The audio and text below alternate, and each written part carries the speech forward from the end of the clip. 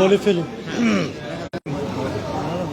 সালাতু ওয়াসসালামু আলা সাইয়্যিদুল মুরসালিন ওয়া আলা আলিহি ওয়া আসহাবিহি আজমাইন।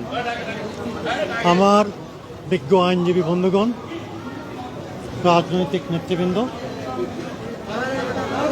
এবং সাংবাদিক বন্ধুগণ, আসসালামু আলাইকুম ওয়া রাহমাতুল্লাহি ওয়া বারাকাতুহু। আমি দীর্ঘ 11 বছর পরে বাংলাদেশে আসলাম। বাংলাদেশ আমার জন্মভূমি। আমি এই দেশকে ভালোবাসি। এই শহর আমার নিজের শহর। এখানকার আইন অঙ্গনেই আমার দীর্ঘদিনের বিচরণ ছিল। আজকে সুদীর্ঘ 11 বছর পরে এদেশে আসতে পেরে আমি আল্লাহ রাব্বুল আলামিনের শুকরিয়া আদায় করছি। বিমান যখন ঢাকার এয়ার স্পেসে অবতরণ করছিল, তখন আমি স্মরণ করছিলাম সেই সমস্ত তরুণ যুবকদের কথা, যারা সর্বোচ্চ স্যাক্রিফাইস করে আজকে দেশ এবং জাতির জন্য একটি মুক্ত পরিবেশ করে দিয়েছে। জার্মানি থেকে ফ্যাসিবাদকে উচ্ছেদ করার জন্য একটা মহাযুদ্ধের প্রয়োজন হয়েছে। সেই মহাযুদ্ধে তদানীন্তন 3টি বৃহৎ আমেরিকা, সোভিয়েত ইউনিয়ন এবং ব্রিটেন 5 বছর যুদ্ধ করতে হয়েছে। আমাদের এই যুবকরা তাদের বুকের তাজা রক্ত দিয়ে আমাদের জন্য এই স্বাধীনতা এনে দিয়েছে। আজকের এই দিনে আমরা তাদেরকে শ্রদ্ধা ভরে স্বীকার করছি।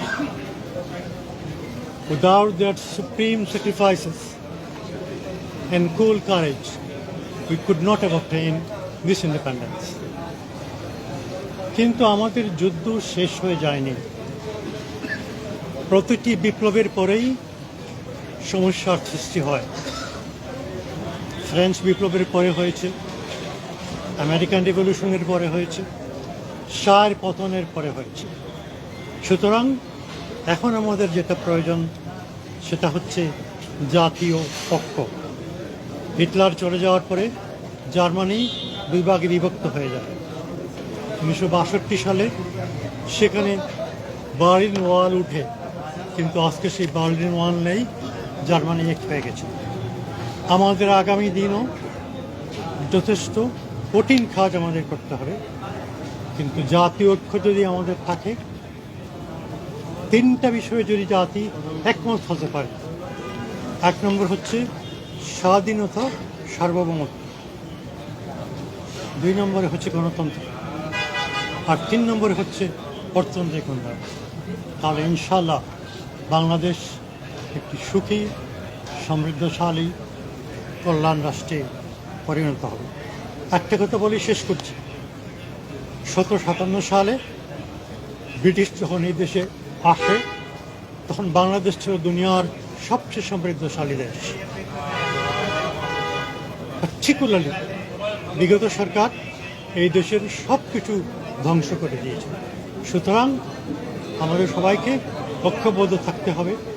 এত কষ্ট করে শীতের রাতে আপনারা এসেছেন, আপনাদের সবাইকে আমার অন্তরের অন্তঃস্থল থেকে ধন্যবাদ জানাচ্ছি। আসসালামু আলাইকুম ওয়া রাহমাতুল্লাহি ওয়া বারাকাতুহু। স্যার একটা প্রশ্ন ছিল স্যার। এবং রাজনৈতিক অঙ্গন স্যার কবে আপনাকে ফিরে পাবেন? স্যার রাজনীতির তো আপনি 2টি জায়গা থেকে, জামাত থেকেও আপনি পদত্যাগ করেছেন, এবি পার্টি থেকেও পদত্যাগ করেছেন। তো আপনার আসলে কোনো বিশেষ রাজনৈতিক দল দুটির কোনোটিতে সক্রিয় হওয়ার ইচ্ছা আছে কিনা, বা সেটি কবে থেকে?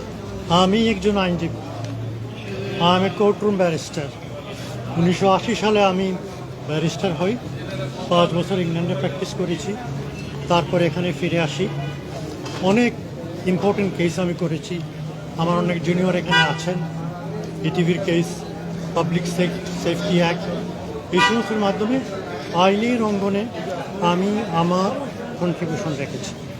আমি আইনের অঙ্গনে আমার কন্ট্রিবিউশন রাখার চেষ্টা করব। আইনের শাসন একটি অতি বড় জিনিস। বাংলাদেশে যদি আমরা আইনের শাসন প্রতিষ্ঠিত করতে পারি, তাহলে আমাদের রাজনীতি সফল হবে, অর্থনৈতিক উন্নতি হবে। সুতরাং আইন অঙ্গনেই আমার বিচারণ, আইন অঙ্গনেই আমি থাকব।